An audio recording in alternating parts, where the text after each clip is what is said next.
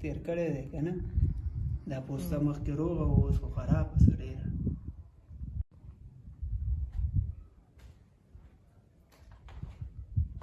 واچوي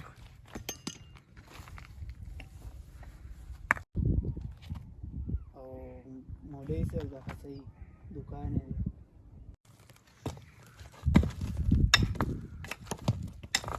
دی خو ښکاره څنګه که نه شو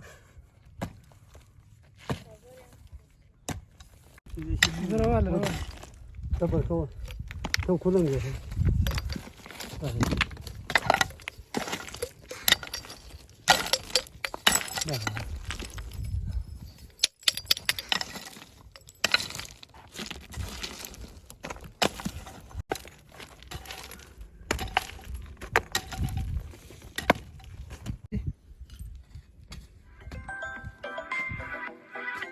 نوم مې سلیمان دا د بړنی ولایت اوسېدونکی یم او په دغه ځایانو کې دغه اوسپنه راټولوو ورځې 3-4 کیلو او مجبوري ده غریبي او دغه دې کې خطر هم ډېر ده او مخکې دلته جنګونه وو او ورځې 3-4 کیلو پیدا کوو او رزق پرې ګټو